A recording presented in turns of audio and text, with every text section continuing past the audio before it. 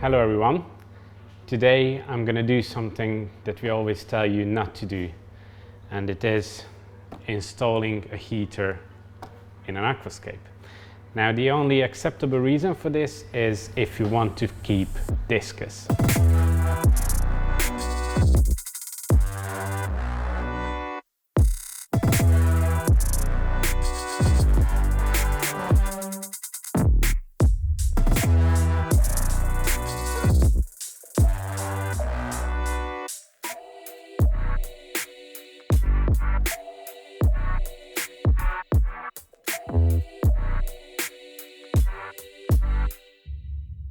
I've actually built this scape 5 or 6 times to be able to find the perfect layout. And actually Victor was doing an Instagram live during my work, so here are some snippets of the different stages.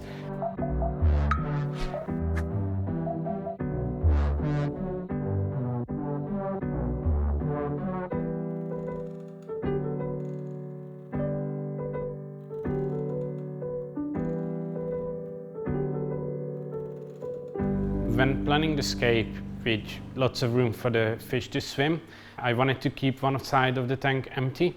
And actually, if you look at the tank, how you walk into the showroom, it really makes sense to keep the right side empty, but I wanted to give some depth from this side as well. So if you look into it, you see a huge gap in between the two branches, basically, the two main branches of the hardscape structure. Obviously, the plants are going to emphasize this effect a lot. It was a long process, but now I consider it ready. And the only thing I need to do is glue all the pieces together to make the maintenance easier. I'm sorry for everyone who is bothered by the fact that we're using gloves, but whenever we do this, I'm scraping off glue for days after shooting the video, and it's really annoying. For now, I have some Green Aqua liquid super glue. Since these are big pieces of wood and I need strong connections, I'm going to use lots of paper towels. So the more you use, the sturdier the connection is. Whenever you see a lot of gluing on the channel, sometimes it's to defy physics because the scape wouldn't stand on its own, but there are a lot of cases like this when it's actually not needed if you just build for yourself, but it's needed if someone else is going to take care of your aquarium, or if you have people who are looking after 20 odd, I don't even know how many tanks we have in the showroom.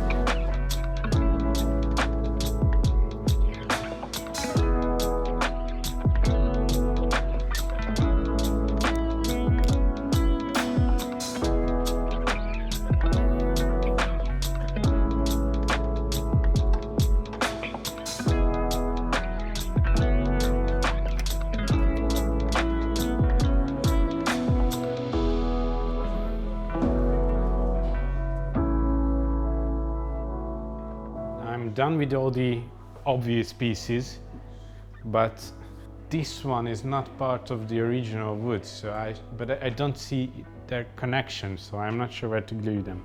Please, everyone, remember this piece, okay? It has to go back the same way.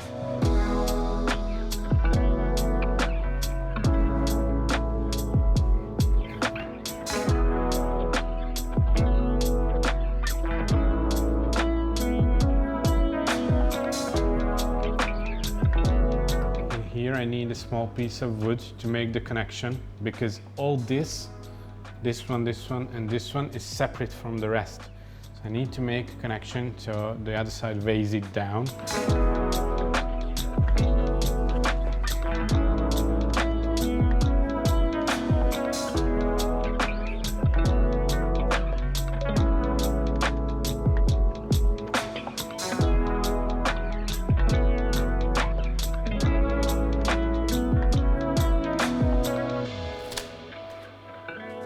That's it.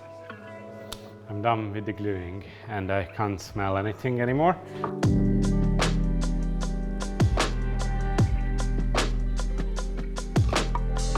My first thought was to use sand only but I want some soil as well in the aquarium, mainly to stabilize the water.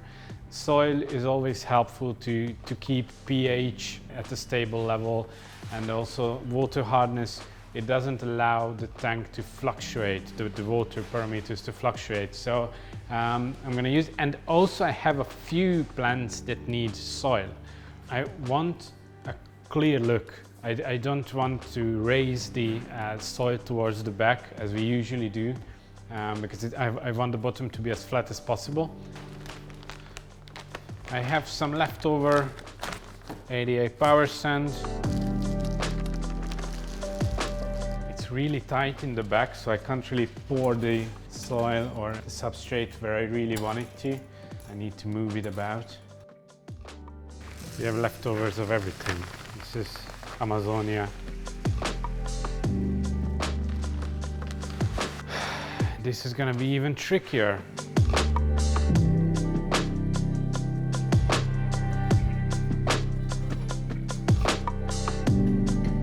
That's it for the soil. I'm going to use sand everywhere else. And I have some leftovers once again. My suspicion is that Balázs is always opening a brand new one when he builds something. Never mind, we're going to use it all. Sand is ADA La Plata sand. The most difficult will be that corner, so we're going to start there. This is the best tool we've ever developed.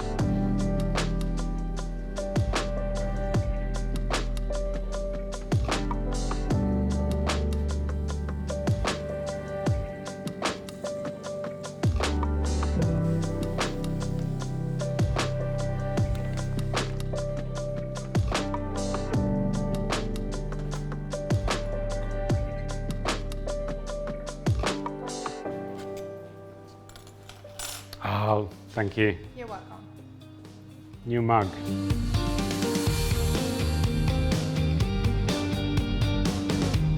Tropica was kind enough to sponsor us with this build, which means I have a bunch of plants. Now, the tricky thing about building an aquascape for discus fish is water temperature. Discus need at least 28 degrees Celsius, which is a lot for most plants. But there are some species that are perfectly fine with it. The safest bet is Microsorium and Enthusiast types. So I have different ones of these, and also Bucephalandra. And I have a couple of Nympha lotuses and some Apanagaton species. We're going to start out with Microsorium Therapus, the regular one, the bigger leaved one, and now I'm going to tuck it in across the whole setup. Basically, most of the hardscape is going to be hidden with the plants. And actually for a discus tank, I feel this is the best. Plants should dominate. The natural feel should dominate in the aquarium.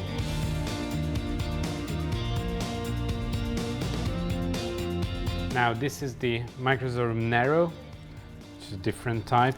As the name shows, it's a narrow type of Microsorium, so the leaves are much more narrow. They're actually a bit shorter than the regular Therapus.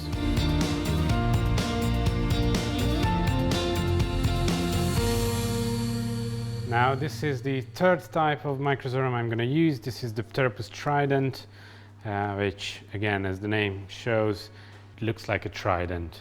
The leaves are much narrower even compared to the narrow one, because they divide into smaller pieces. Even though this video is sponsored by Tropica with the plants themselves, I'm not paid to say this. I'm just saying it because I think it's cool. Tropica is doing a lot for the environment. And for example, these new brown pots are 99 or 98% recycled material, and they're recyclable once again.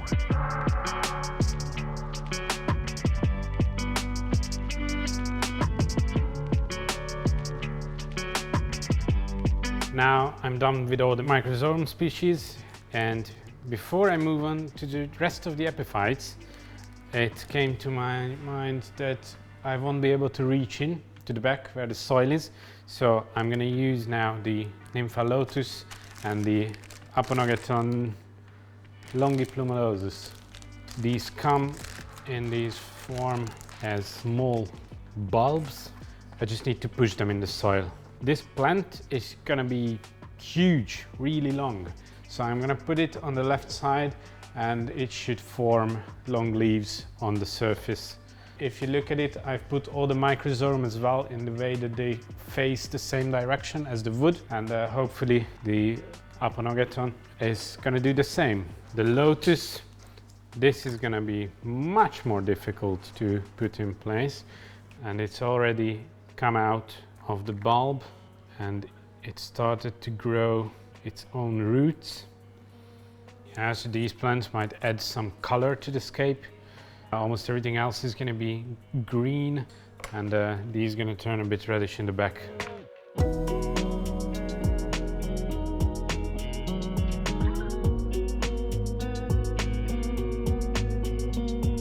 I'm going to go ahead with the first Anubias, which is the Nana. It's the bigger one.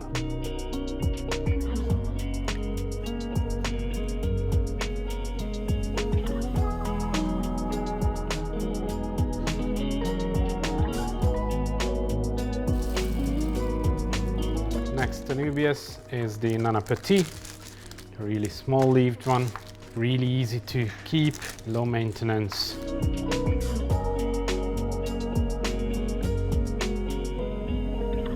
The Bucephalandra Kedagang, reddish tint, sometimes even purplish, and I'm running out of space for plants.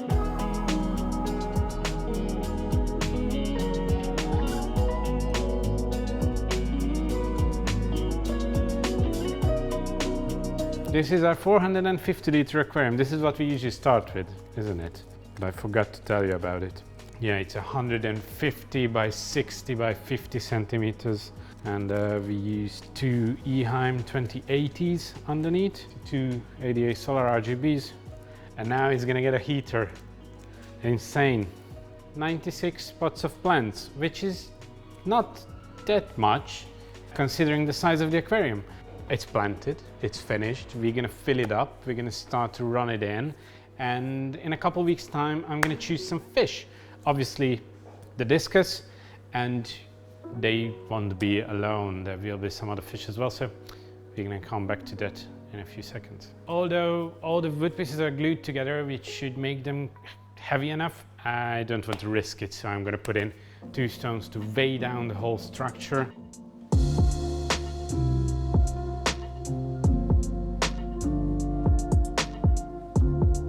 And we are back. 1 month has passed since the initial setup, and a lot has happened in the scape behind me. First of all, most important thing was to reach higher water temperatures, which was, well, this was the thing that we were afraid of, but the tank is fine. We started out at 25 degrees Celsius when we filled up the tank, and every week we raised it by 1 degree. So now the tank is running at 28, which should be perfectly fine for the discus. And with the gradual increase on water temperature, it was much easier for the plants to get used to the higher water temp. If we would have started the tank at 28 from the very beginning, probably most of the plants would have suffered it. So this was much simpler. After 2 weeks, we took out the weighing stones. Actually, it was fine after 5 or 6 days. We tested and all the wood pieces stayed down, but we wanted to make sure, so we left them in the setup for 2 weeks. After 3 weeks, we introduced all the fish in the tank. Obviously, we got some algae eaters, like otocinclus, some minor shrimps, the usual stuff. We have some Corridora sterbai on the bottom to keep the sand clean.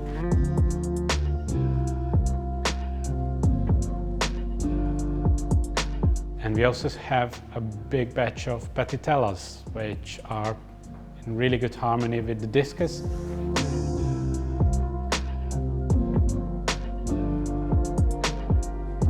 And of course the discus themselves.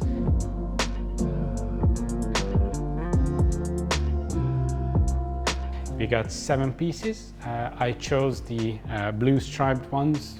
You have the scientific name for them. And I think this is the most natural looking. We have some orange ones and some really deep blue ones. I don't know, these look like much more natural than the rest of the colors for me, but obviously it's up for taste.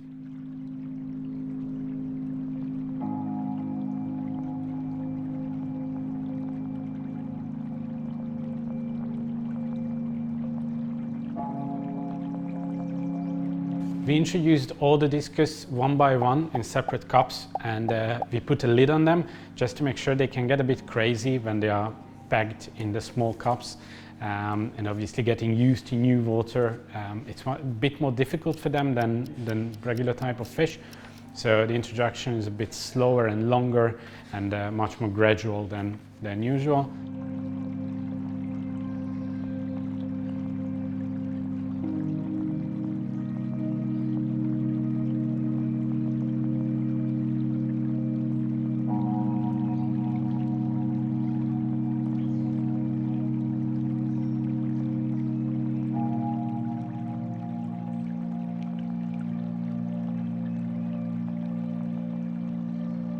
As for water parameters, of course, the biggest difference from what we usually do is the water temperature, because it's a lot higher.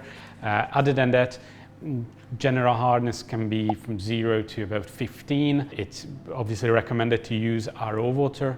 pH can be from 5.5 to 7, so again, quite a wide range and easily achievable with reverse osmosis. Obviously, they need a lot of space. So we would recommend, if you want to keep discus fish, have a tank over 400 liters. In that size, you can have 8 to 10 pieces. I think we have 7 now. They grow quite big, so I don't want to fill the tank completely. And obviously I wanted the schooling fish besides them, so this made sense. The minimum requirement would be 200-250 liters for discus, and in that case you can only have 1 pair, and you need to make sure that you get a pair that is already aligned. Also, it's really important that discus fish are much more prone to get diseases than regular fish that you would have. You need to keep the water parameters, of course, to avoid this, and also we always recommend to get discus fish from the same breeder. So don't mix them up. If you don't find, if you want to have 2 different colors, then don't buy them from 2 different breeders, because they probably have some kind of disease that they are immune to, but they can infect the other batch. So keep this in mind when you choose your discus. Best would be to have 1 type from 1 place. That's it. Another thing that can help you to keep your discus healthy is good quality food and diverse food. So don't just settle with 1 type of food for them. Have 2, 3, 4, 5 different types and mix them regularly. That keeps them healthy as well. That's it for me talking about it. Now please enjoy all the B-roll footage and see you next time. Goodbye.